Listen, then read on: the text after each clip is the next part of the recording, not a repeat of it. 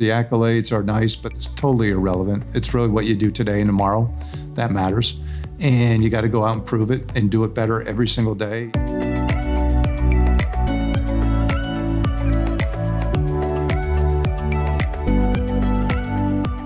Ever catch yourself coasting after a big win? If so, you do not want to miss today's episode.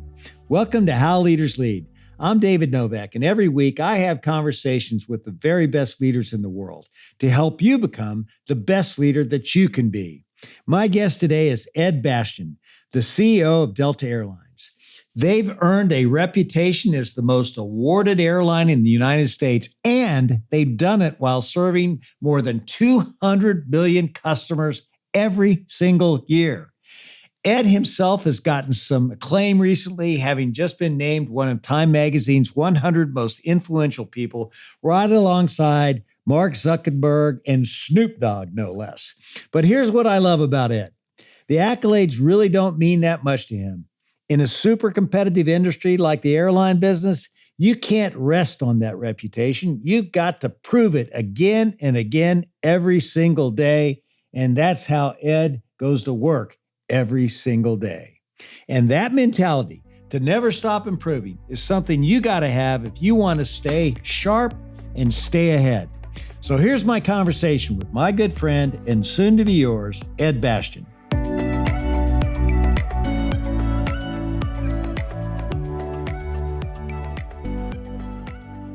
You know, when I was doing my research, I learned that you didn't get on a plane until you were 25 years old.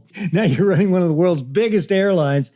That's quite the journey. What do you remember about that very first flight? I got to ask you that. I do remember. I think everyone probably remembers their first flight. It was a business trip from LaGuardia to Chicago, O'Hare. I was working for Price Waterhouse at the time, and my accountant was J. Walter Thompson, one of the big ad agencies. Don't remember a whole lot about it other than I was probably apprehensive and excited at the same time, and going on your first trip as a business individual, and I think I was going by myself too, so it was pretty cool. Yeah, I know what that's like because I didn't go on a plane until I was out of college too, so that's really funny. You know, and here you are, full circle, and you know, I recently. You brought thousands of Delta employees together at the Sphere in Las Vegas to celebrate your 100th anniversary. And what's something about that event, Ed, that reinforces how you lead the company?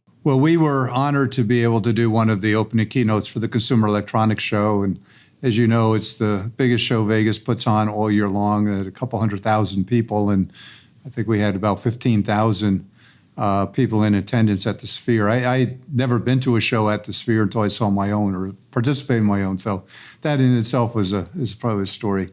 But we were celebrating the future of flight. The first 100 years, first U.S. airline to get to 100, which is pretty crazy, given how turbulent our industry tends to be. But importantly, where we're going next. You know, one of the things that we touched on is we take air travel as a given here in the United States. It's ubiquitous. You can jump on a plane almost anywhere you want to go at any time of day. However, only 1 in 5 people in the world have ever even been on an airplane. So that tells you about where our future is. It's not a mature industry by any means. It's about going global. It's about making air travel more accessible, more affordable, more sustainable, and going to parts of the world where we need to bring the Delta love and magic. And, you know, Ed, you're a great communicator, and I know you view it as a very important thing in leadership. You know, what do you think the role of the leader is to really communicate? I think one of the most important things we do in running these companies is that we cast vision. And you know, we all have planning departments, and we all set strategy, and we have probably a team of people that works on that with us. But I think only the CEO has the responsibility and also the ability to think further out. You know, I try myself to try to stay at least 5 years ahead of my team, of the company, maybe 10 years. You know, thinking about where we can go and stretching the possibility, so that people throughout the organization have a pretty good idea where we want to go and be able to pivot when we need to pivot soon enough and get far enough out so that we're not necessarily tied in to those decisions, but strategically have a pretty good mindset. And that's where communication comes in, because you have to be doing it over and over and over. Delta, we have 100,000 employees, and I speak all the time, and I'm in front of them in so many different formats, but you got to be consistent. You got to be inspiring in terms of what that vision lays out, because you want people giving their very best to make sure it comes into fruition. And my years as CEO, I think that's one of the things I've learned. I didn't really fully appreciate it before I became a CEO, but no one can do it but the CEO at that level. Yeah, absolutely. And you also have the day-to-day grind of competition. And recently in one article, I saw this headline where it said Delta Airlines lures Southwest airline flyers with the status offer. How do you think about competition, and how do you build competitive urgency into your organization? Well, we are a fiercely competitive industry. Unlike maybe your old company where you put up a store and you had that street corner that couldn't take it away from you. Our factories fly. So when we see something that works, guess what? The rest of the industry takes their factories and they fly and try to sit right on top of us. Could you imagine a street corner with kind of 8 corners to it, different restaurants trying to serve different things. And so the dynamics of that environment and the ability for consumers to check online, pricing, real time, all the time, where they want to go, it's right in front of them. There's a whole industry of online travel agencies and Expedias and Pricelines that are geared to give consumers, their very best value out of trying to compete one against the next. We're born of that. We've gotten a lot better, as retailers and as merchandisers over time, but we're born for competition, and I love it because it's what makes us great. I can't wait to hear more about how you're leading Delta, but first I want to take you back. What's a story from your childhood that shaped the kind of leader you are today? Well, to know my childhood knows I was one of 9 kids growing up in a small town, Poughkeepsie, New York, and I was the oldest of the 9. And my dad was a dentist. He had his practice right in our house. My mom worked for him. And my grandmother lived with us. And it wasn't that big a house. I think we had 1.5 bathrooms in the house. So you can imagine today I tell my kids that story. They think I grew up in kind of the medieval age or something like that. How in the world did you do? But honestly, and I know you can relate to us, things seemed easier, things seemed simpler. I think we were all maybe a little happier even to live life together. But what I learned is I had to get out for a lot of reasons. But once I wanted to make sure I set a good example for my younger siblings, in which my parents emphasized on me repeatedly that we had to set the pace, and we did. And so you learn a lot about teamwork. You learn a lot about working, collaborating. You learn a lot about understanding in a tight knit community. The importance one can have of being a leader. Well, with 9 kids and 1.5 bathrooms, you probably had to learn a little bit about how to manage chaos as well. Did you go? Oh yeah, my sisters ran the bathroom, so we had to negotiate for our 2-minute slots. You started your career as an accountant at Price Waterhouse, and as I understand it, you helped uncover at one point in your career $50 million in fraud. You got to tell us that story. Yeah, so this is back in, the early 80s, and $50 million is a lot of money, but it was a whole lot of money back then, and it was a front page Wall Street Journal article for years. And I was working on this ad agency, which I mentioned, J. Walter Thompson, and I stumbled upon something that just didn't make sense to me in terms of how the company was reconciling its books, and it had this manual reconciliation of one account to the next that went on for, it must have been like 25 or 30 manual pages and went on for years. It just kept adding and adding and adding to the point where no one had a clue as to what it was. And so, people just kind of accept, well, if it was good enough last year, it's pretty consistent with it, just kind of keep the thing rolling. And I dug in and made it, because it was such a big number, my pursuit to try to figure out what exactly was this difference. And as it turned out, it was all fraudulent. They were covering up the fact that they weren't able to cover a certain advertising show. There was a show that they were producing that was being used on barter, and it was a long way of saying I dug in so much that the company wound up acknowledging and figuring out that it was fraud. And there was an SEC investigation, and people went to jail. And gosh, I was like 24 years old at the time, and I was scared out of my mind. But I realized that you got to trust your instincts, and you got to curiosity plays such an important role in leadership and in life, and trying to figure things out until you can. And don't let it go. Be tenacious. Yeah, 24 years old and take on a problem like that had to, take you up the scale in a hurry. And, something that we have in common that I didn't know was that we both had tenures at PepsiCo and working with Frito-Lay. What was the biggest leadership lesson you picked up in your 7 years you spent with that great company? I loved my time at PepsiCo.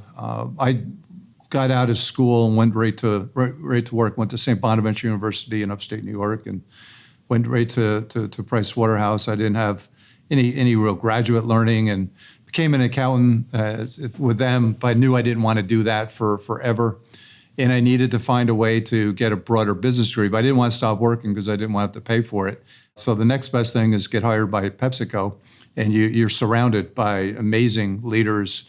I know you spent time with Enrico. I spent a lot of time with Roger and Steve Reineman, and I worked on the international side of the business. So we'd get on the Chester Cheeto plane out of Plano and fly around the world, and you'd be with 6, 7, 8 people for a week at a time, and they bring you back home, and you just sit at the hands of some of the real business giants.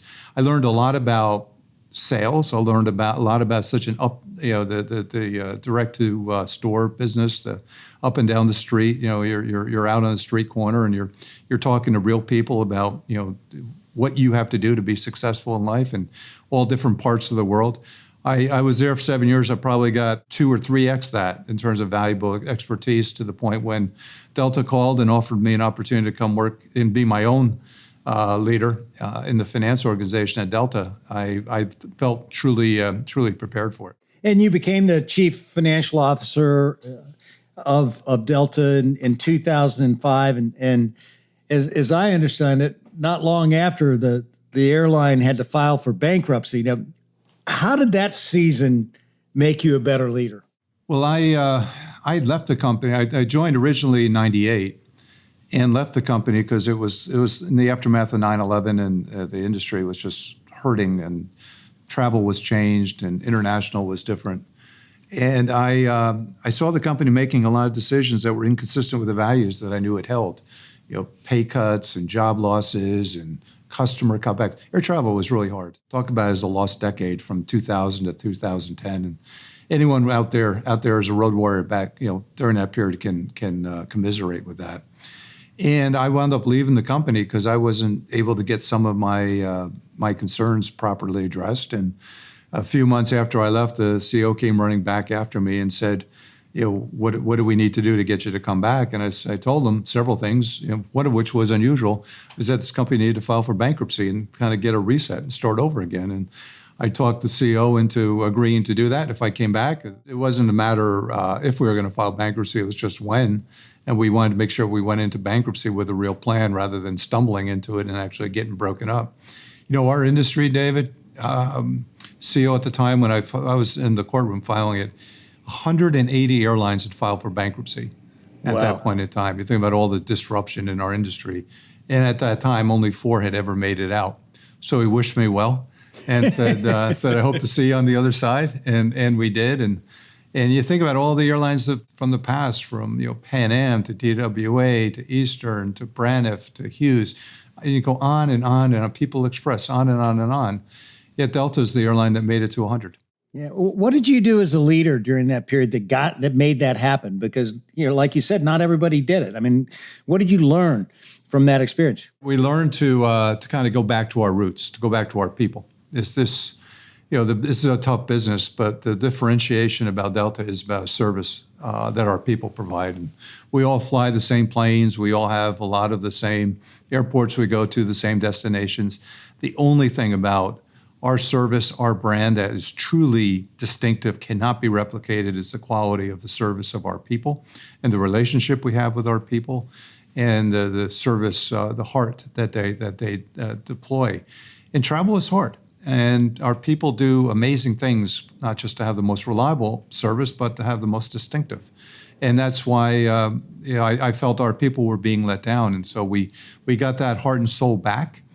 And we started a program back then, almost 20 years ago to this day, that I continue today, where I get 600, 700, 800 of our frontline employees from all over the world together. We do it 15 different times a year. And we spend a couple of days with them talking about the business, kind of networking, learning, inspiring, motivating, casting that vision that we talked about, and having fun and celebrating at the same time. But that's what the heart of teamwork is getting people together and really appreciating and sharing the magic that we get to create at Delta. Well, and then just 2 years later, you get them out of bankruptcy, you get promoted to president, and so many times when you're a functional leader in finance, you get pigeonholed as this numbers guy. How did you demonstrate that you were more than just a numbers guy and you knew what it really took to run the business day to day? Well, one of the things about the airlines is that they are, as I said earlier, really dynamic animals. You got to be on top of your numbers to be able to make decisions, because those, whether it's every 5,000 flights a day that we have in every condition, and things are moving around, fuel prices are moving around, heavy labor intensity, high cost utilization. So you really have to understand where your levers are to drive success. You need to understand your pricing. You need to understand where the value proposition sits. You need to understand where your capital is going to go. And so having that analytical depth, which I think finance teaches it as great a discipline as there is something that I think is key to being a successful leader in the airline space.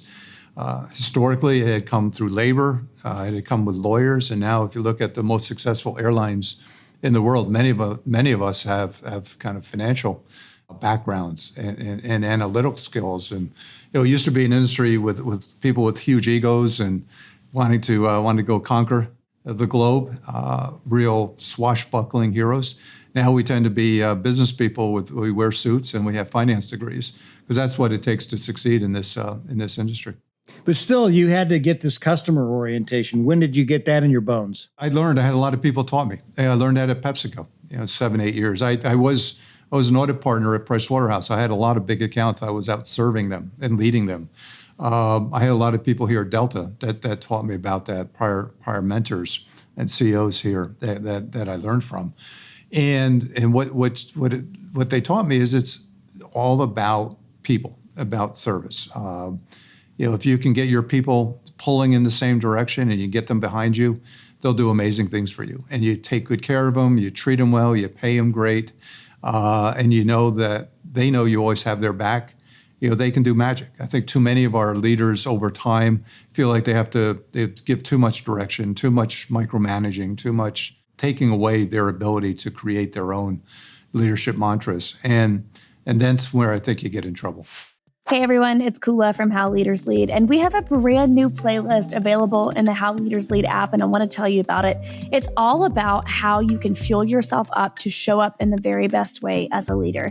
The playlist is called Wellness in the Workplace, and it'll inspire you to do the things that you need to do on a daily basis so that you show up mentally sharp, physically sharp, and emotionally sharp, and so that you can lead your people in the way that they deserve to be led. Grab access to the playlist. You can either click this link or download the How Leaders Lead app, tap playlists, and listen to the Wellness in the Workplace playlist. You can literally just listen to it like you would a Spotify playlist, tapping the first track and then letting it play all the way through.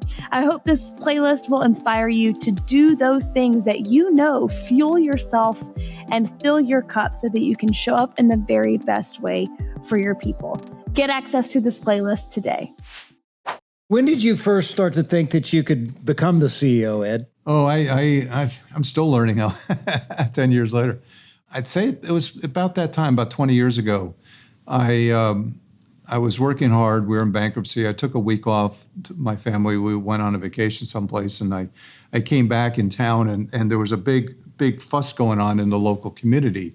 Well, the fellow who was the CEO, Jerry Grinstein, if that name rings a bell, was my boss. And he had given an interview to the local Atlanta newspaper, and because Jerry had said when he left and retired from Delta, after the bankruptcy, he was going to try to pick someone from within the company, and they were giving a couple names, and one of the names he highlighted was me to be his successor. He never said that once in his life to me, once in his life. And I come back and I've got all the people in the company looking at me like, "What are you doing to kiss up?" Or how did you garner his favor? So I went in to see him. I said, "Jerry, do you have something to tell me?" And I had this article in hand. He said, "You should be the CEO and you can be the CEO. And the question is, do you want to be the CEO?" And I said, "Well, I'm not sure. I had to think about that." And I came back to him at some point and said, "Yeah, I would really like to have that honor someday." And as a result, eventually it came about. And you did become the 9th CEO for Delta, and that was in May of 2016. I can tell when you talk about people, culture has to be really important to you. And, as a CEO, what are you trying to bring the culture today that maybe wasn't there a few years ago? Because, your culture can evolve. Is there some behavior that you think is going to be necessary for you to be better in the future? Culture is something that, people sometimes think it's an intangible. It's out there. It's the end product of a lot of things that you do. I think it's something you have to manage. I think it's something that can be formed and can be cultivated and needs to be invested in, or else you can lose it. And as the word says, it's cult. Part of it is there has to be a dedication to something. There has to be a consistent application of it. There has to be a pouring of investment into it.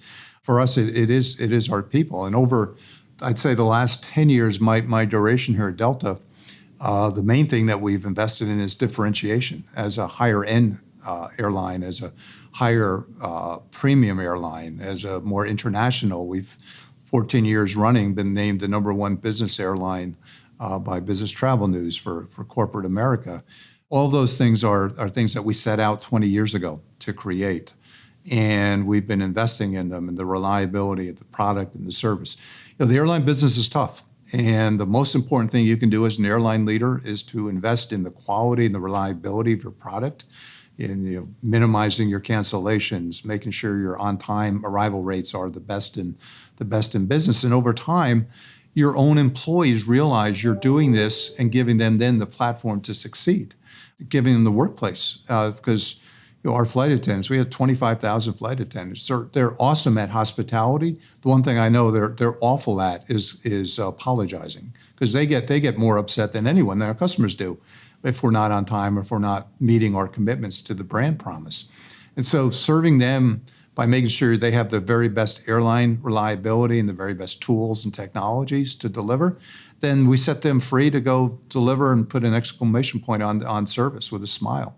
That's different. And over time, that's then yielded premium quality service that's delivering higher quality. Today, Delta generates about 20% more per ticket per flight, seat for seat, than our competition does. And that's because people are valuing the quality of that brand. And is there anything going forward that you're trying to do differently with the culture, or it's more of the same old, same old? There was a big pivot during COVID. We had a lot of people voluntarily retire, and we had to grow once travel came back. So we've got 40,000 new team members just over the last several years. And so getting them into the culture is something we've been spending a lot of time in. But the next step in our journey is growing our international business. And we do that with partners. We don't just do the flying ourselves. So we're investors. We own stakes in Air France and KLM and Virgin Atlantic and Korean Air and Aeromexico and LATAM and several others, so that we continue to grow the larger ecosystem and getting our people comfortable to travel on an international basis, because international travel is very different than domestic travel. And that's where the value creation is going to come over time. Ed, one of the things that I've heard you talk about, one quality that you look for in people you hire, and you talk about this heart of service. Say more. Well, when we interview people, I appreciate there's a lot of technical aspects to this job. We can teach a how to be a pilot. We can teach you how to fix a plane. We can teach you how to print a boarding pass, whatever it is. The one thing you can't teach is a heart. Either you have a heart of service or you don't. And what I love to do when I interview people and we talk to people coming into the business is understand how they've demonstrated that in their past careers. So I believe you can have the highest level of proficiency and technical depth, but it's your service that will set you apart. Your heart for service. That's the thing that I think just kind of feeds that culture, is putting that servant leadership right into the middle of the requirement set. You obviously have this great appreciation for people and you recognize them. How do you think about recognition on a day-to-day basis? How much of a part of that is the way you lead? Oh, I spend a lot of time with my people, and I take lots of selfies. I'm in whenever you don't want to be in an airplane with me because our customers and employees all know who I am, and I spend time just kind of roaming the plane and in the galley and in the cockpit and spending time with people, just trying to understand them better and what we can continue to do to take good care of them. Over time, and I do it. I travel almost every day, and I'm on a plane somewhere and doing something in community.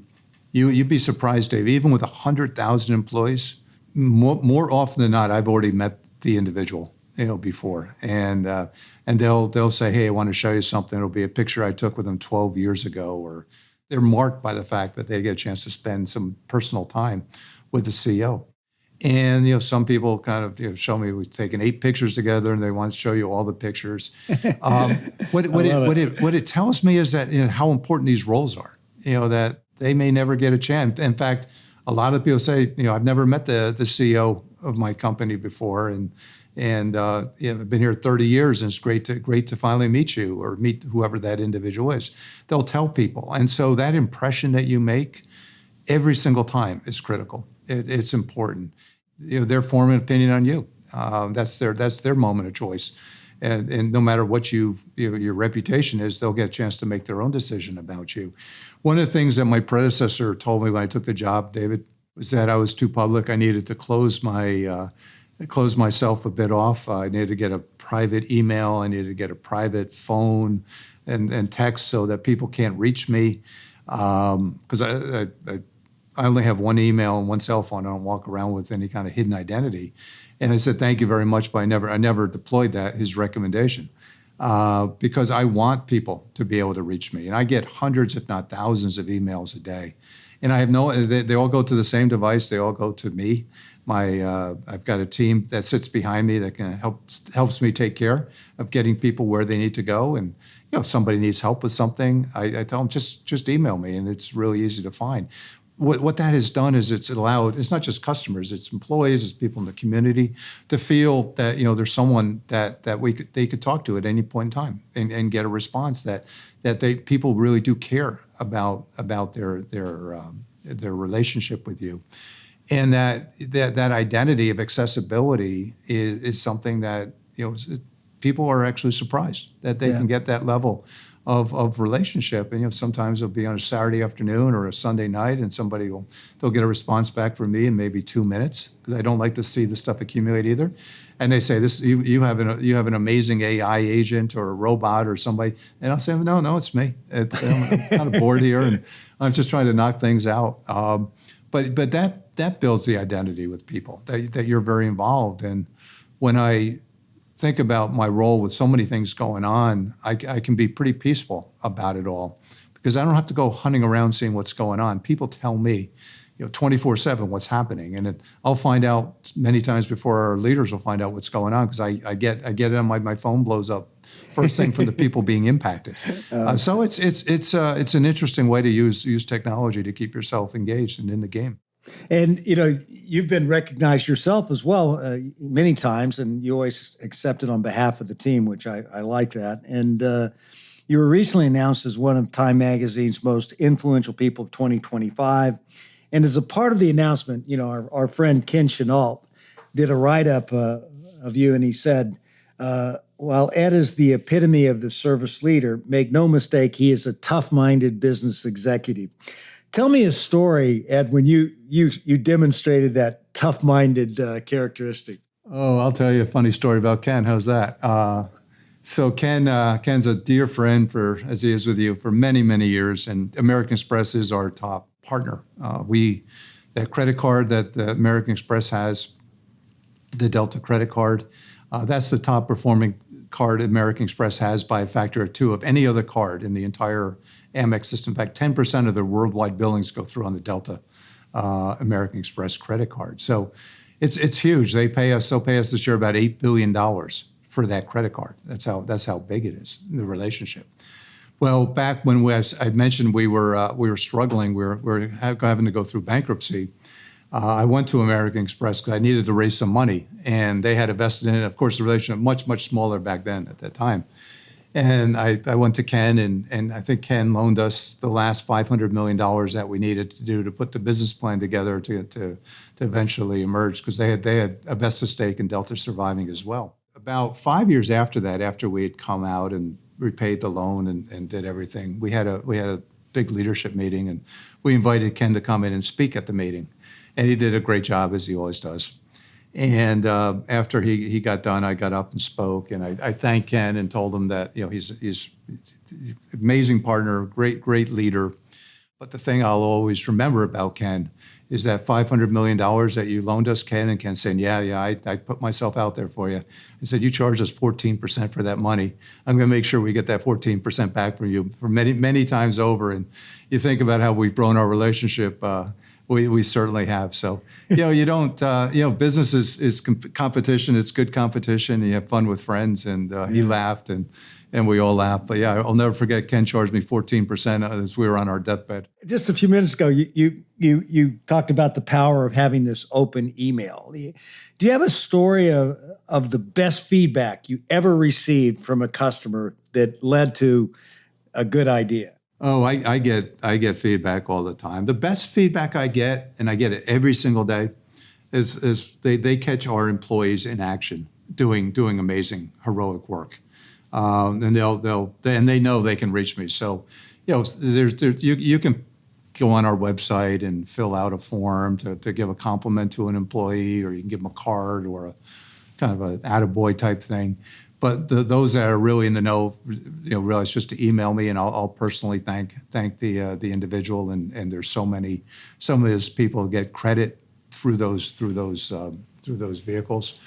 But I'll hear stories about people's lives being changed by our people in terms of just their ability to make certain that whether somebody had lost a really important possession on a plane, and a mechanic will 3 days later have taken a seat apart, still trying to find this thing, and they'll recover something that was the employees, like a wedding ring or something, amazing value, or how we've created connections for people that have become lifelong friends. Or I can't tell you how many marriages and wedding proposals and people that met on Delta property or Delta flights, want to.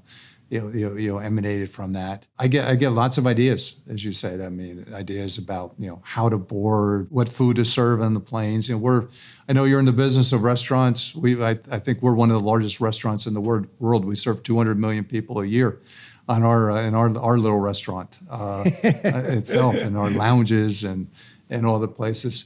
A lot of our business travelers are road warriors. They're on the road every week. And they're always telling me or asking me, why can't we board this way or that way? So I get a lot of great feedback. We'll be back with the rest of my conversation with Ed Bastian in just a moment. Now, as you heard, Ed's got some great stories about Ken Chenault, the former chairman and CEO of American Express.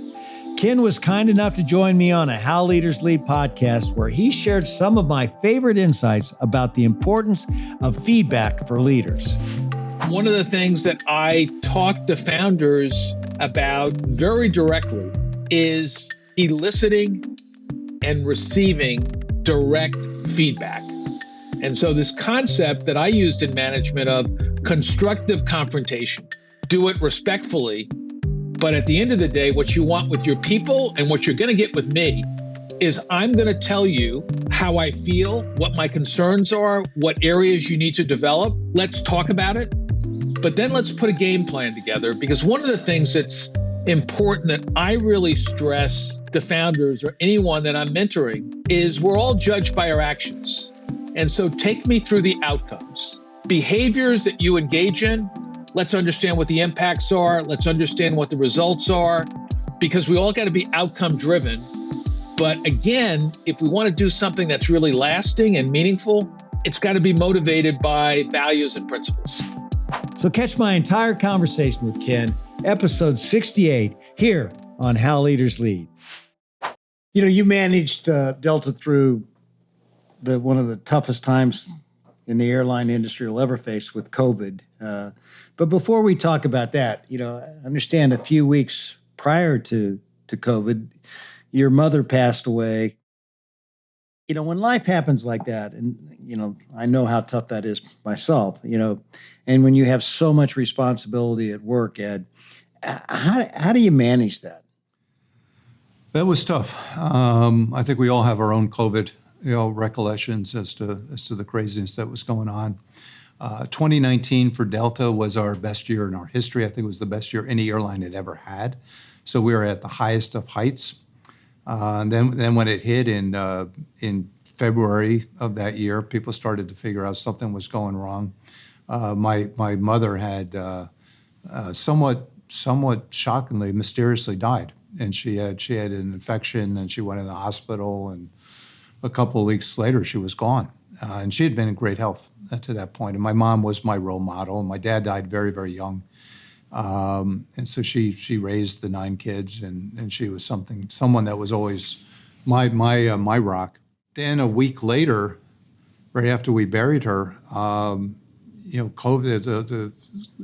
COVID pandemic was declared, and all of our revenue went away, all of our business. In fact, we not only had no revenues, we were negative revenues because people had deposits that we had to refund money, for trips.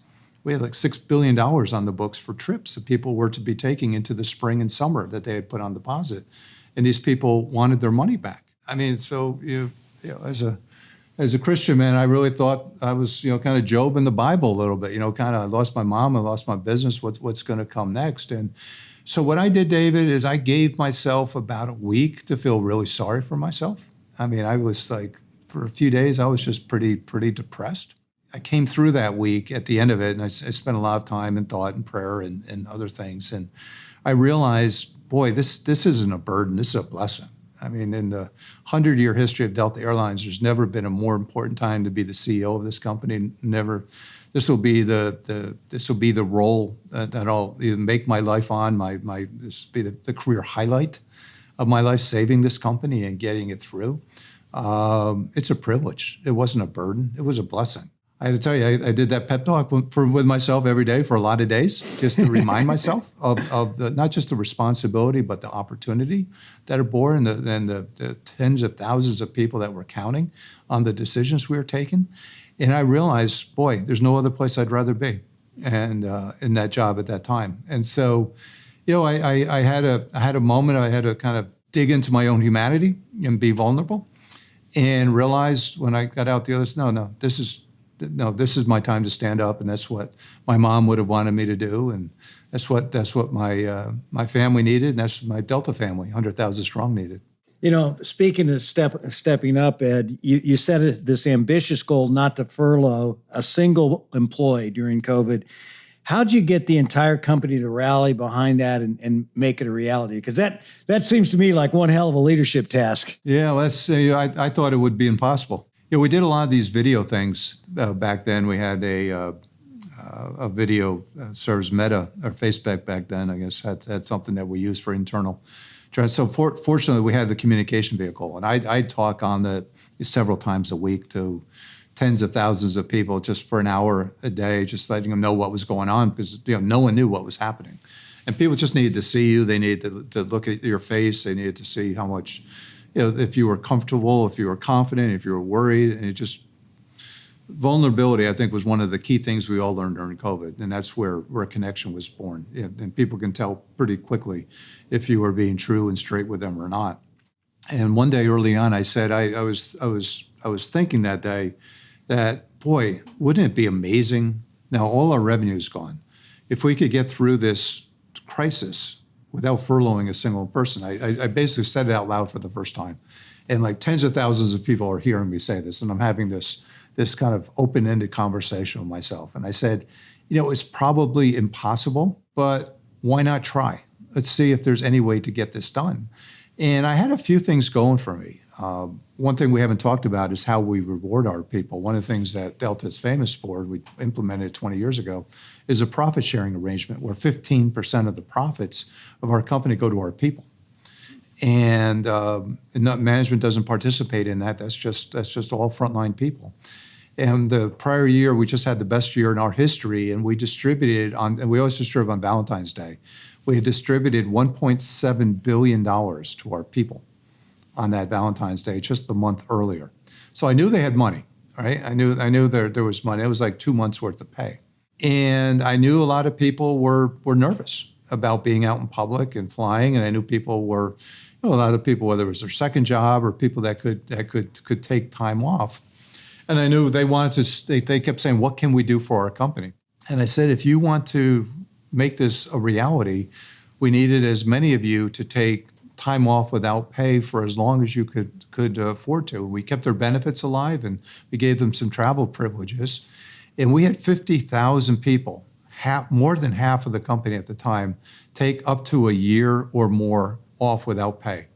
And we grew this high, what people would consider to be a fixed cost base.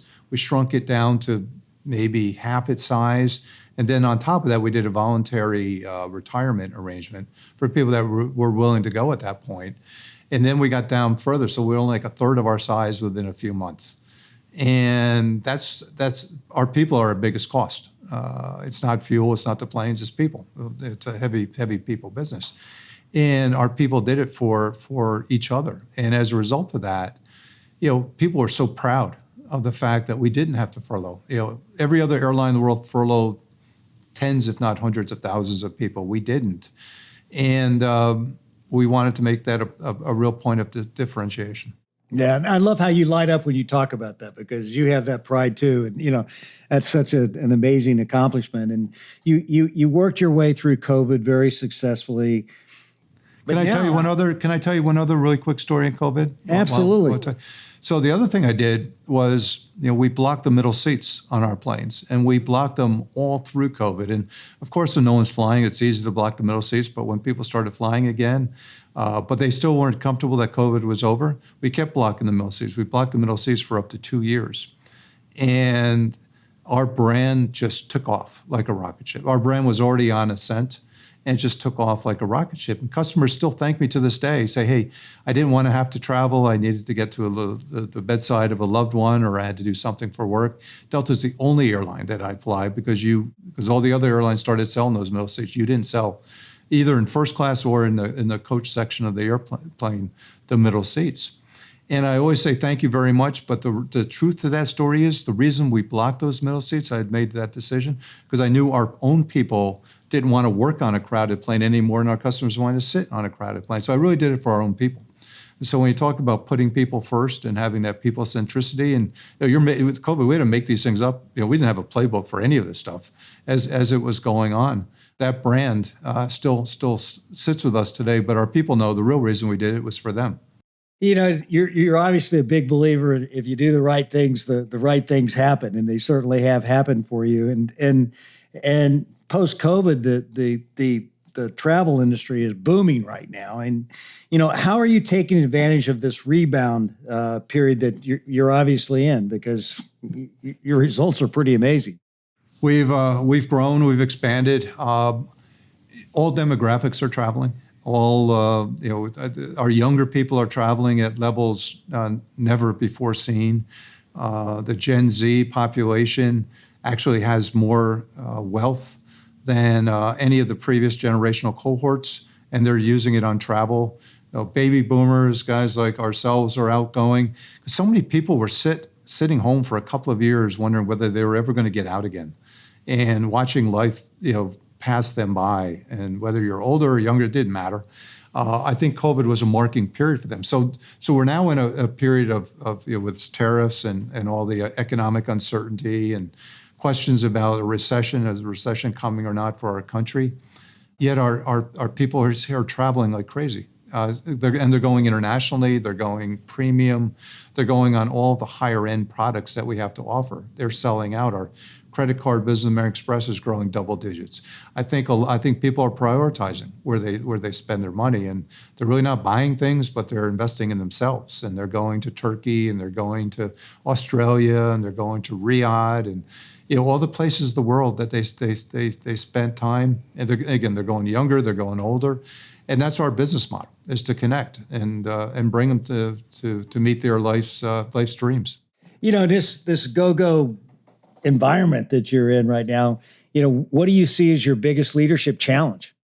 Well, I think it's continuing to keep our people, kind of focused on every single day. That driving that great example. We've been on top of our industry for a lot of years. And I know all the other airlines are sick and tired about hearing about Delta this and Delta that, and they just can't wait to take us down and try to beat us, and which I love, because I'm a very competitive guy. But what I want our people to always know is that the most important thing is the awards, the accolades are nice, but it's totally irrelevant. It's really what you do today and tomorrow that matters. And you got to go out and prove it and do it better every single day. Keep climbing is our motto. We've been using it for years. And every single day we can make the world better. A number of years ago, my marketing team came to me, and you'd love this story. And they said, keep climbing. We adopted that coming out of bankruptcy, and it was a great honest statement about where we weren't very good, but stay with us. We're going to get better. And sure enough, we've gotten better. And they wanted to come out with a new motto, a bolder statement about, not that we've arrived, but, there's a different experience you should expect on Delta. And I said, thank you very much, and threw them out and said, I'm never changing, because keep climbing. So it's honest, it's humble, it recognizes that we can always do better, and we want to get better. And as long as I'm here, we're never taking that motto off. That's another great example of being tough-minded. That's a really good one right there. Speaking of keep climbing, how are you sharpening your axe as a leader? I mean, what are you working on right now so that you become better and better? Well, I think for myself personally, because I've been doing this for a while, I try to make certain that I continue to get fed. I continue to listen. I think listening is such an important part of leadership that's understated. As leaders, we don't, people look to us for direction or for vision or for guidance. And sometimes we can get almost too accustomed to giving direction and not spending enough time, thinking and listening and taking in advice and being curious, and kind of pushing the envelope a little bit differently.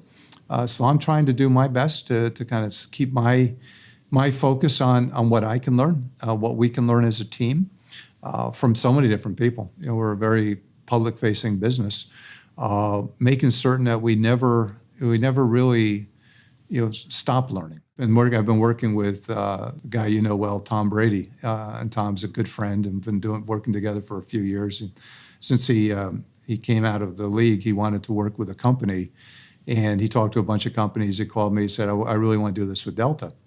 And that's what I wanted to do with him too, because you think about who has excelled at the highest levels in the world consistently for such a long duration period of time. And I wanted to hold him up as a leadership example for our team to continue to get better. And one of the things that Tom has, and this, is he's incredibly humble. Even though he's confident, he's still humble. He wants to learn, and he's curious, and he's always prepared. And every single day is a new opportunity. He texted me this morning on some things he was thinking about for us, and that's what we have to be. We can never get accustomed to the seats that we're in. We have to go continue finding a way to make that seat better for somebody else. That's great. This has been so much fun, Ed, and I want to have a little bit more with you. I have this lightning round of questions, so are you ready for this? Yeah, I'm ready. Okay.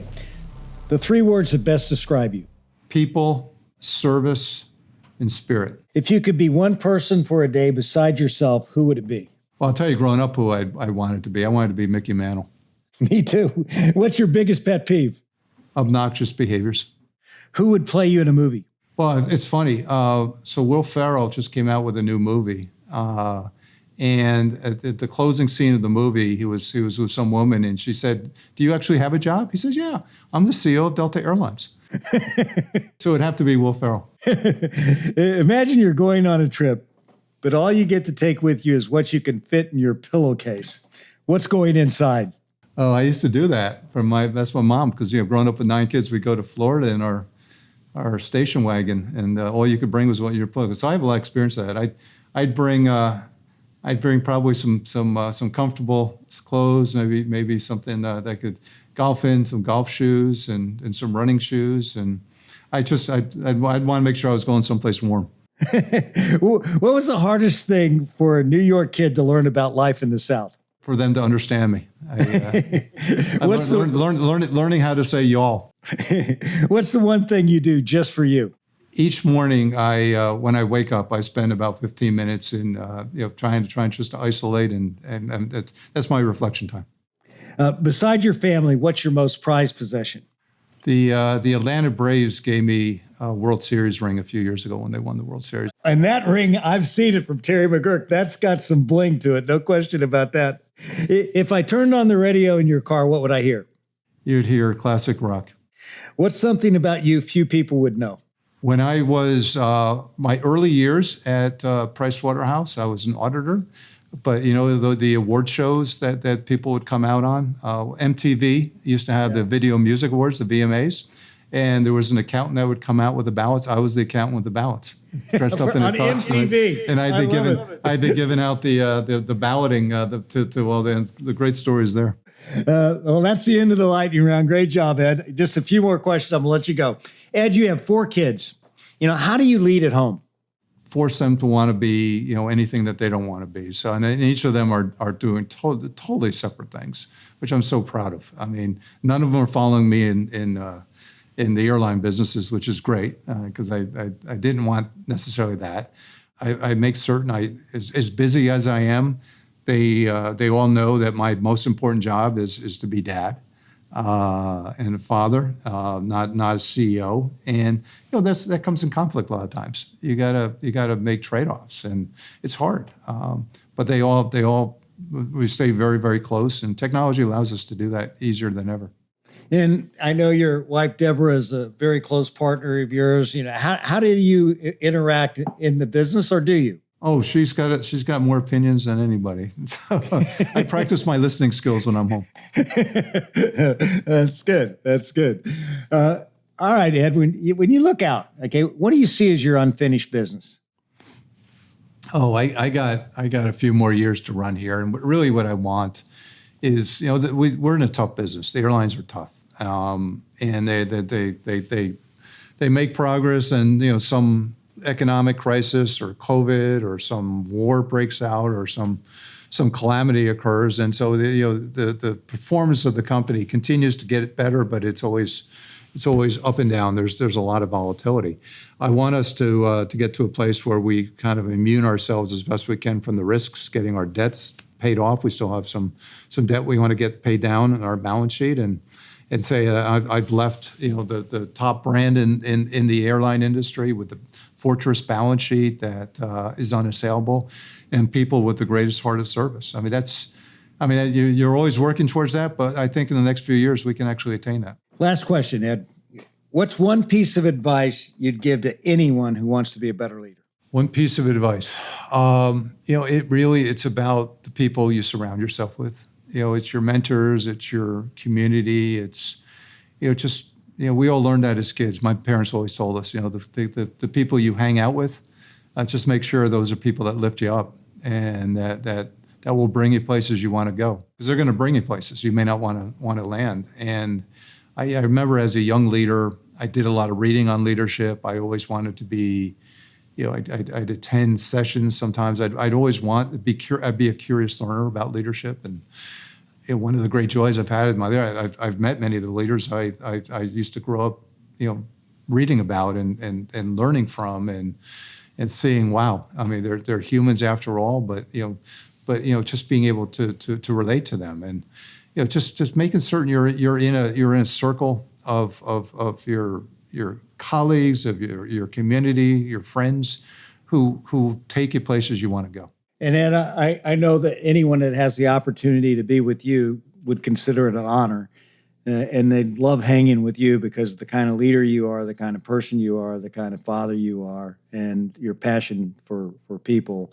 And I want to thank you so much for taking the time to be on How Leaders Lead with me and for setting such a good example for all leaders, because I can tell from this conversation, this is stuff that you believe with your heart and soul, and you put it into practice. So thank you very much. Thank you, David. Leadership is also about sharing, right? And it's about what we can do to grow our next generation of leaders, and that's the real testament for you, me, for others. That it's what we leave behind.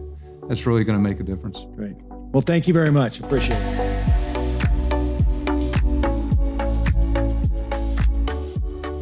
Ed combines so many great qualities of a strong leader: a tough-mindedness, a heart for people, and a humble spirit. I mean, with him at the helm, it's easy to see why Delta's the industry leader.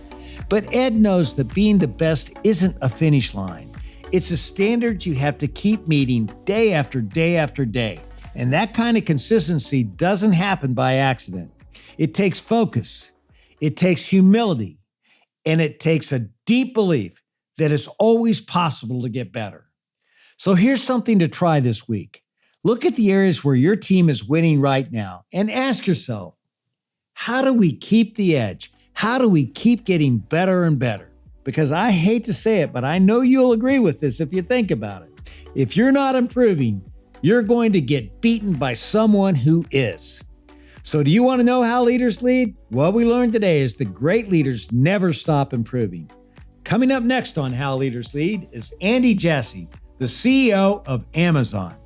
So be sure you subscribe on YouTube or wherever you get your podcasts so that you don't miss it. Thanks again for tuning in to another episode of How Leaders Lead, where every Thursday you get to listen in while I interview some of the very best leaders in the world.